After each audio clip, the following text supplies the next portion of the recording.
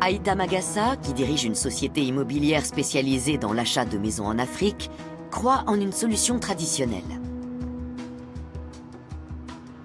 Ses clients, qui sont tous des Français d'origine africaine, ont des difficultés à investir en Afrique. Les banques ne les suivent pas. C'est vrai que quand on va voir les banques, elles vont pas accepter tout de suite de dire oui, parce que déjà, en général, c'est pour un investissement en Afrique.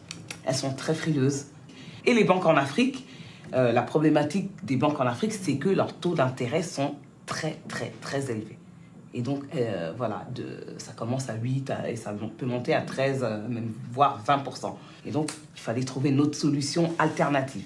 Et la solution alternative a été celle-ci, c'est de pouvoir permettre à des personnes qui ont envie d'acheter un terrain, regrouper toutes ces personnes-là, par exemple faire un groupe de 20 personnes qui vont cotiser tous les mois la même somme, comme pour les tontines. La tontine, c'est le système de crédit traditionnel des femmes africaines. Réunies en association collective d'épargne, elles versent un montant fixe à chaque réunion. L'argent collecté est récupéré par une participante différente d'une fois sur l'autre qui peut l'utiliser librement. Ce système ancré de longue date dans la culture africaine, Aïta Magassa l'a adapté aux achats immobiliers.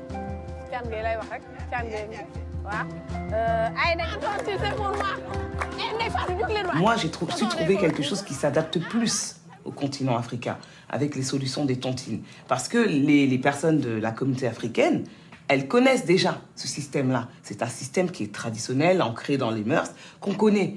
Il fallait juste, en fait, le professionnaliser, le rendre avec un contrat, le contractualiser, le rendre formel.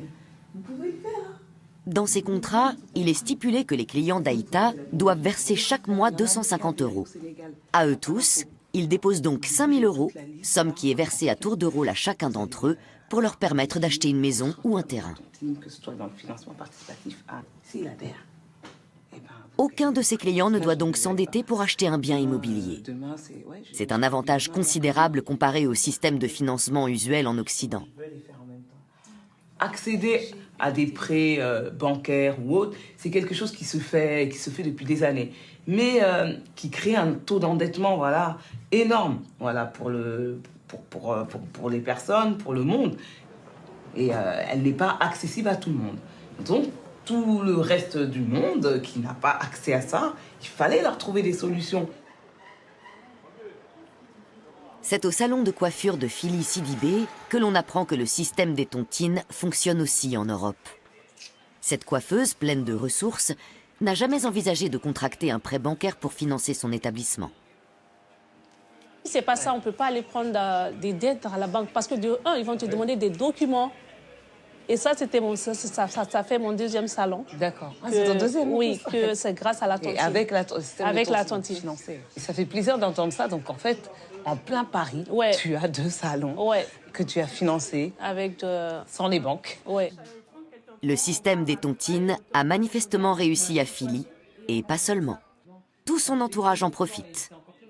Par exemple, mon coiffeur, lui, il est dedans, les tailleurs et tout le monde est dedans. Donc, c'est dans notre entourage. C'est un réseau, quoi. C'est un réseau. Il faut connaître. Ouais, mais en fait, ce qui est bien, c'est que vous vous motivez les uns les autres. Donc, les gens qui entrent dans ta tontine, tes tontines, en tout cas, ce sont des gens qui vont faire des projets. Ouais, c'est grâce à la tontine.